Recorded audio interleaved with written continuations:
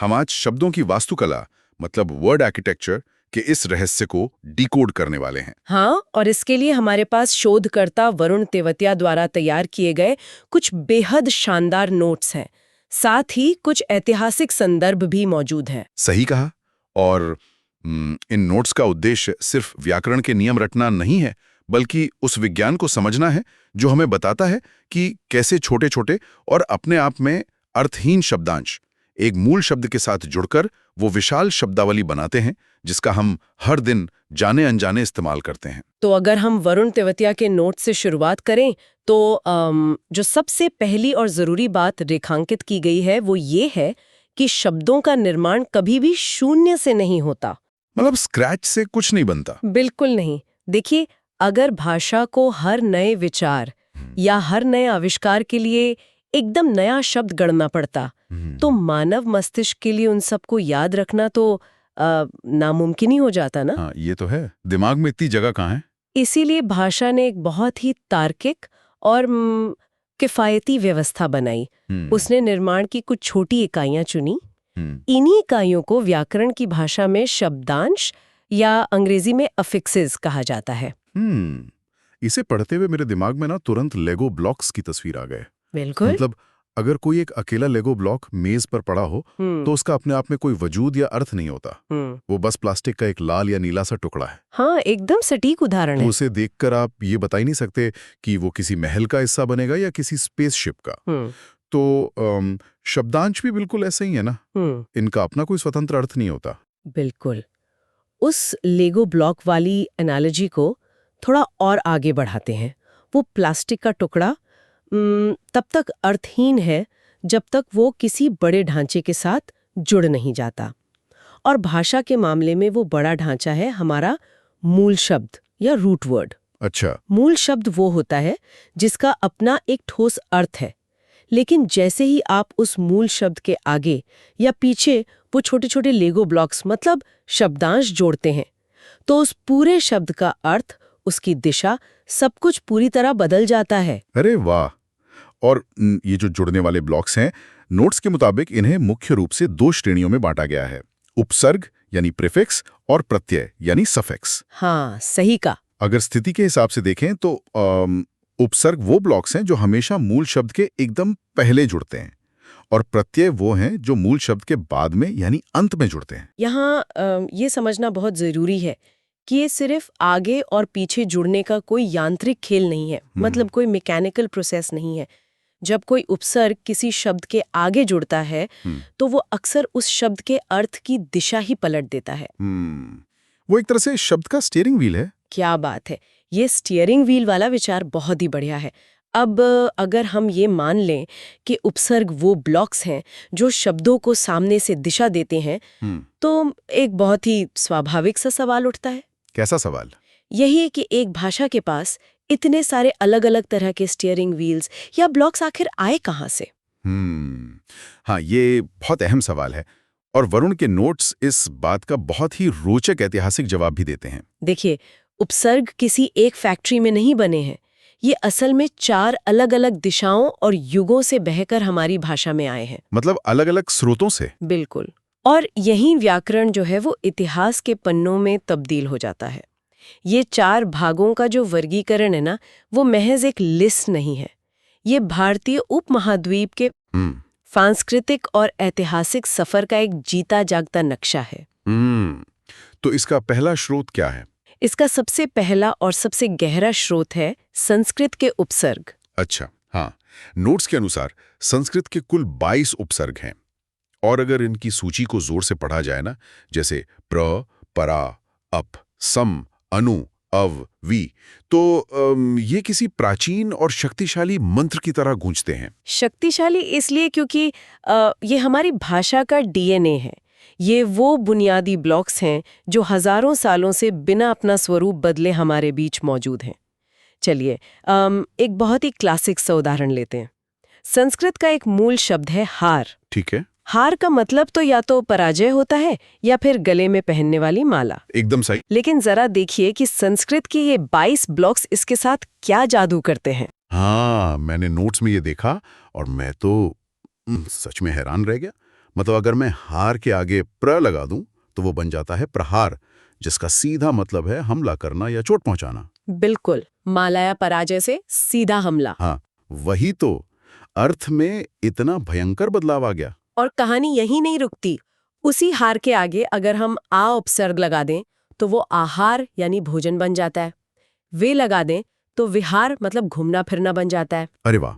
और अगर उप लगा दें तो उपहार यानी तोहफा बन जाता है। और परि लगा दें तो परिहार मतलब त्यागना बन जाता है। सोचिए, मूल शब्द वही एक रहा, हार। लेकिन महज एक छोटी सी ध्वनि के आगे जुड़ने से उसका अर्थ 180 डिग्री घूम गया। ये तो सच में किसी जादुई छड़ी की तरह काम कर रहा है। बिल्कुल, ये संस्कृत के उन 22 उपसर्गों की गणितीय सटीकता है। लेकिन जैसा कि हमने पहले कहा था ना, भाषा कोई ठहरा हुआ तालाब नहीं है। वो तो एक नदी है जो रास्ते में आने वाली हर चीज को अपने साथ समेट लेती है। तो संस्कृत के बाद दूसरा स्रोत कौन सा है? दूसरा स्रोत है हमारी अपनी जमीन से उपजे हिंदी के उपसर्ग। नोट्स बताते हैं कि इनकी संख्या 10 से 13 के बीच मानी जाती है। अच्छा, 10 से 13। हाँ, अगर संस्कृत के उपसर्ग एक तरह के शास्त्रीय संगीत हैं, तो हिंदी के उपसर्ग लोकगीत की तरह हैं। इनका विकास किसी बहुत बड़े व्याकरणिक नियम के तहत नहीं हुआ, बल्कि चौपालों में, खेतों में और आम बोलचाल के बीच एकदम स्थानीय स्तर पर हुआ। मतलब ये बहुत ही व्यवहारिक और सीधे सच्चे हैं, और शायद इसीलिए ये हमारी रोजमर्रा की जिंदगी में इतने घुले मिले हैं।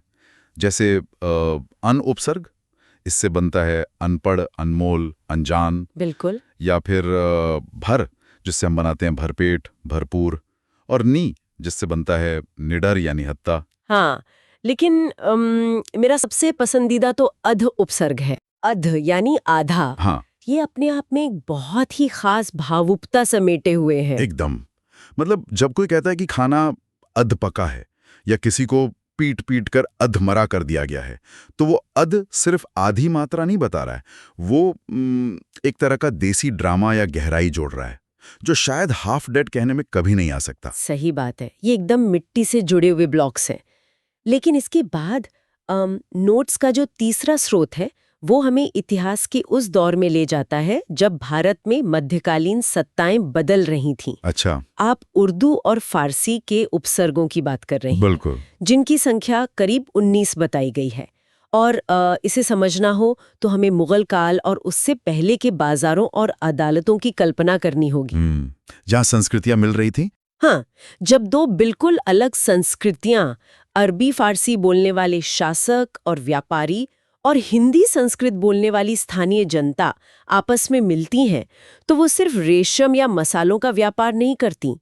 सबसे बड़ा व्यापार तो विचारों और शब्दों का होता है। हाँ, और उस लेन देन का नतीजा ये हुआ कि हमने खुशी खुशी उनके कुछ बहुत ही असरदार लेगो ब्लॉक्स उधार लिए हैं, जैसे कि बद उपसर्ग। ये इतना दिलचस्प है कि ये जिस भी चीज के आगे लगता है उसे नकारात्मक कर देता है। एकदम, नाम के आगे लगा तो बदनाम, बू यानी गंध के आगे लगा तो बदबू, तमीज के आगे लगा तो बदतमीज। हाँ, यहाँ मैं एक बहुत जरूरी बात जोड़ना चाहूंगी। उर्दू फारसी के इन उपसर्गों की सबसे बड़ी कामयाबी ये रही कि इन्होंने खुद को सिर्फ उर्दू शब्दों तक सीमित नहीं रखा। मतलब भाषा के लचीलेपन का सबसे बड़ा सबूत ये है कि हमने इन विदेशी ब्लॉक्स को उठाया और अपने एकदम ठेठ देसी शब्दों के आगे चिपका दिया। ला उपसर्ग को ही देखिए, इससे लाचार या लापता बनता है, खुश से खुशबू या खुशहाल, और हमसे हम शक्ल या हम उम्र। मतलब हमने कोई भेदभाव नहीं किया। ईमान के आगे बे लगाकर बेईमान बना दिया और वकूफ के आगे बे लगाकर बेवकूफ बना दिया। बिल्कुल, ये शब्द आज इतने स्वाभाविक लगते हैं कि कोई सोच भी नहीं सकता कि बे कहीं और से आया हुआ एक शब्दांश है। सही कहा। और इसी सांस्कृतिक समावेश का सबसे आधुनिक और शायद सबसे हैरान करने वाला अध्याय है हमारा चौथा स्रोत, मतलब अंग्रेजी के उपसर्ग। हाँ, अंग्रेजी का प्रभाव तो आना ही था। जब ब्रिटिश राज आया तो रेलवे, पुलिस स्टेशन, कचहरी जैसी एकदम नई प्रशासनिक व्यवस्थाएं आईं। अब आम आदमी के लिए पूरी अंग्रेजी सीखना तो मुश्किल था ना। बिल्कुल मुश्किल था। तो उसने अपना काम चलाने के लिए उस नई व्यवस्था के ढांचों को अपनी भाषा में ढाल लिया। बिल्कुल। और यहीं से आए अंग्रेजी के वो 9 प्रमुख उपसर्ग जिनका जिक्र वरुण के नोट्स में। हाँ, और ये बहुत ही मजेदार बात है कि कैसे हमने सब या डिप्टी को सिर्फ अंग्रेजी के शब्दों की तरह इस्तेमाल नहीं किया, बल्कि उन्हें बकायदा हिंदी व्याकरण के उपसर्गों का दर्जा ही दे दिया। एकदम। मतलब जब कोई व्यक्ति कहता है सब इंस्पेक्टर या डिप्टी कलेक्टर या रोजमर्रा की जिंदगी में बस में चढ़कर हाफ टिकट मांगता है, तो भाषा विज्ञान की दृष्टि से ये एक बहुत बड़ी घटना है ना? सब, डिप्टी, वाइस, हाफ, ये अब सिर्फ विदेशी शब्द नहीं रह गए हैं। ये हमारी हिंदी शब्द निर्माण मशीन के नए पुर्जे बन चुके हैं। और ये बिल्कुल वैसे ही काम कर रहे हैं जैसे हजारों साल पहले संस्कृत का प्र या अति काम करता था। ये तो सच में दिमाग के जाले साफ करने वाली बात है। बिल्कुल है। इसका सीधा सा मतलब यही है कि हमारी भाषा कोई बंद तिजोरी नहीं है, बल्कि एक बहुत ही व्यस्त और खुली हुई वर्कशॉप है। जो उपकरण जहां से मिला, अगर वो काम का है तो उसे बस रख लिया गया। सही बात है। तो उपसर्ग यानी सामने से जोड़ने वाले इन ब्लॉक्स की इस महायात्रा को समझने के बाद अब मुझे लगता है कि हमें इस वास्तुकला के दूसरे सिरे की ओर चलना चाहिए। मतलब प्रत्यय की ओर? हाँ, मूल शब्द के पीछे जोड़ने वाले ब्लॉक्स, प्रत्यय यानी सफिक्स। प्रत्यय यानी अंतिम शब्दांश। अब यहाँ मैं आपकी उस लेगो ब्लॉक वाली एनालॉजी में थोड़ा सा बदलाव करना चाहूंगी। अच्छा, क्या बदलाव? देखिए, उपसर्ग जहां दिशा बदलते हैं, वहीं प्रत्यय सिर्फ शब्द के पीछे जाके चिपक नहीं जाते। वे अक्सर उस शब्द के डीएनए को म्यूटेट कर देते हैं। वे एक तरह के भाषाई कीमियागर या एल्केमिस्ट की तरह काम करते हैं। कीमियागर, ये तो थोड़ा भारी शब्द हो गया। नोट्स में तो इन्हें कृत प्रत्यय और तद्धित प्रत्यय के रूप में बांटा गया है।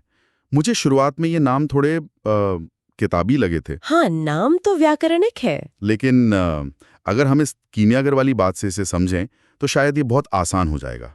तो सबसे पहले ये बताइए कि कृत प्रत्यय क्या जादू करते हैं? कृत प्रत्यय वो म्यूटेशन ब्लॉक्स हैं जो हमेशा धातु के अंत में जुड़ते हैं। व्याकरण में धातु का मतलब है किसी भी क्रिया या काम का सबसे मूल रूप। जैसे दौड़ना या लिखना? बिल्कुल, जैसे दौड़ना, लिखना, तैरना, ये सब क्रियाएं हैं। इनके मूल रूप है दौड़, लिख, तैर। अब कृत प्रत्यय का जादू ये है कि वो एक कार्य या एक्शन को पकड़ता है और उसे एक नई अवस्था या व्यक्ति में ठोस रूप दे देता है। मैं समझ रहा हूँ। जैसे कि तैर एक क्रिया है, कोई इंसान पानी में हाथ पैर मार रहा है, वो एक काम हो रहा है। लेकिन जैसे ही हमने तैर धातु के पीछे आक प्रत्यय जोड़ा तो शब्द बना तैराक। एकदम सही। आपने एक उड़ती हुई क्रिया को पकड़ा और उसे एक कर्ता या इंसान में बदल दिया। तैरने की क्रिया करने वाला अब एक स्थायी पहचान पा चुका है, वो है तैराक है। और इसी तरह लिख धातु के पीछे आवट प्रत्यय लगा दें तो बनता है लिखावट। हाँ, लिखना एक काम है जो कुछ देर में खत्म हो जाएगा, लेकिन लिखावक एक भौतिक चीज बन गई जिसे आप छू सकते हैं, देख सकते हैं। इसे ही व्याकरण की भाषा में कृदंत कहा जाता है। ये तो सच में केमिस्ट्री के किसी प्रयोग जैसा लग रहा है, जहां एक गैस को लिक्विड में बदल दिया गया हो। अब अगर ये कृत प्रत्यय का काम है तो फिर दूसरा मार्ग यानी तद्धित प्रत्यय क्या करता है? तद्धित प्रत्यय क्रियाओं या धातुओं के साथ काम नहीं करता। इसका क्षेत्र बिल्कुल अलग है। यह संज्ञा, सर्वनाम या विशेषण के पीछे लगता है। मतलब नाउन या एडजेक्टिव के पीछे? हाँ, सरल शब्दों में कहें तो तद्धित प्रत्यय उन चीजों के पीछे लगता है जो पहले से ही कोई वस्तु, इंसान या किसी की खूबियां हैं, और ये उनके अर्थ को एक नया विस्तार देता है। हाँ, नोट्स में इसका एक बहुत ही सुंदर सा उदाहरण है मानव। मानव एक संज्ञा है, ये कोई क्रिया तो है नहीं, लेकिन जब हम मानव के पीछे ता प्रत्यय लगाते हैं तो एक एकदम नई अवधारणा जन्म लेती है, मानवता। और यही इसका सबसे गहरा असर है। आपने एक हाड़ मांस के इंसान यानी मानव को लिया और उसके पीछे एक छोटा सा ता जोड़कर उसे पूरी की पूरी फिलॉसफी या विचारधारा में बदल दिया, मतलब मानवता या इंसानियत। अरे वाह! इसी तरह मीठा एक विशेषण है, एक स्वाद है। उसके पीछे आस प्रत्यय जोड़ा तो मिठास बन गया। अपना एक सर्वनाम है, उसमें पन जोड़ा तो अपनापन बन गया, जो कि एक भावना है। मतलब तद्धित प्रत्यय इसी तरह वस्तुओं और गुणों को भावनाओं और अवस्थाओं में विस्तारित करते हैं और नोट्स के मुताबिक इनसे बनने वाले शब्दों को तद्धितांत कहा जाता है। बिल्कुल, ये स्पष्टीकरण वाकई बहुत जरूरी था। ये बताता है कि कृत और तद्धित का अंतर कोई रटने वाला नियम नहीं है, बल्कि ये इस बात का सूचक है कि हम भाषा की प्रयोगशाला में किस कच्चे माल का इस्तेमाल कर रहे हैं, किसी क्रिया का या किसी वस्तु या गुण का। अब अगर हम एक कदम पीछे हटें और इस पूरी तस्वीर को एक साथ देखें ना, तो वरुण तेवतिया के नोट्स हमें शब्दों की वास्तुकला के एक मास्टर फॉर्मूले की तरफ ले जाते हैं। हाँ, वो समीकरण। बिल्कुल, ये एक ऐसा समीकरण है जो किसी भी महान वैज्ञानिक फॉर्मूले से कम नहीं लगता। फॉर्मूला है उपसर्ग प्लस मूल शब्द प्लस प्रत्यय। और यही वो अंतिम रहस्य है जो हमें बताता है कि क्यों हमें करोड़ों शब्द रटने की जरूरत नहीं है। इस समीकरण में मूल शब्द आपका एक कांस्टेंट है जो अपनी जगह स्थिर रहता है। और जो आगे पीछे लगने वाले उपसर्ग और प्रत्यय हैं, वे हमारे वेरिएबल्स हैं। एकदम सही। आप उस कांस्टेंट को छेड़े बिना सिर्फ वेरिएबल्स को बदलते जाइए और एक ही झटके में बिना कोई नया शब्द सीखे 10 नए अर्थ पैदा कर लीजिए। जैसे हमने अभी मानव का उदाहरण लिया था। मानव हमारा कांस्टेंट है। इसके आगे अ उपसर्ग लगाएं तो बना अमानव, मतलब राक्षस समान। बिल्कुल। और अगर अ हटाकर पीछे ता प्रत्यय लगा दें तो बना मानवता, यानी इंसानियत। लेकिन असली जादू तो तब होता है ना जब हम इस समीकरण में दोनों वेरिएबल्स को एक साथ एक्टिवेट कर देते हैं। आगे लगाया अ और पीछे लगाया ता, और शब्द बन गया अमानवीयता। एक ही मूल शब्द मानव से हमने महज आगे पीछे के ब्लॉक्स बदलकर कितने अलग अलग शेड्स और विचार उत्पन्न कर लिए। यही भाषा की असली इकोनॉमी है। मतलब कम से कम पूंजी में ज्यादा से ज्यादा व्यापार। बिल्कुल ऐसा ही है। तो अगर हम आज की इस पूरी गहन चर्चा के सार को बटोरें तो तस्वीर बहुत साफ हो जाती है। शब्दांश जिनका अकेले कोई अर्थ नहीं होता, वे मूल शब्दों के साथ जुड़कर चमत्कार करते हैं। हाँ, उपसर्ग हमेशा आगे आते हैं और शब्द की दिशा तय करते हैं, चाहे वे संस्कृत से आए हो, हिंदी की मिट्टी से, उर्दू के बाजारों से या अंग्रेजी के दफ्तरों से। और प्रत्यय हमेशा पीछे आते हैं, जो कृत बनकर क्रियाओं को पहचान देते हैं और तद्धित बनकर संज्ञाओं को भावनाओं में बदल देते हैं। और इस पूरी वास्तुकला को डिकोड करने का सबसे बड़ा फायदा श्रोताओं को अपनी रोजमर्रा की जिंदगी में मिलेगा। जब कोई इस विज्ञान को समझ लेता है ना, तो उसके लिए इन्फो ओवरलोड जैसी कोई चीज नहीं रह जाती। बिल्कुल। अगली बार जब भी कोई न्यूज़पेपर में या किसी भारी भरकम लेख में कोई बहुत लंबा और जटिल शब्द दिखेगा तो वो घबराएगा नहीं। हाँ, वो उसे आसानी से तोड़ लेगा। सही कहा। वो तुरंत अपने दिमाग में उसे एक मशीन की तरह खोलेगा कि अच्छा, इसमें ये उपसर्ग है, ये इसका मूल शब्द है और पीछे ये प्रत्यय लगा है। शब्द को रटने की जगह वो उसे समझ लेगा। इससे ज्ञान हासिल करने की रफ्तार तो कई गुना बढ़ जाएगी ना। एकदम। तो इस चर्चा को विराम देने से पहले एक बहुत ही दिलचस्प और विचारोत्तेजक पहलू है जिस पर चिंतन करना जरूरी है। हमने देखा कि भाषा लगातार बहने वाली नदी है। आज के इस दौर में जहां इंटरनेट, गेमिंग और सोशल मीडिया के चलते रोज नए नए स्लैंग और मूल शब्द पैदा हो रहे हैं, वहां ये वास्तुकला कैसे काम करेगी? ये तो बहुत ही गहरा सवाल है। प्रत्यय जुड़ गया है। क्या हम पूरी तरह से नए हाइब्रिड शब्दों का निर्माण करेंगे जो इतिहास और भविष्य दोनों को एक साथ समेटे होंगे? ये तो समय ही बताएगा। बिल्कुल।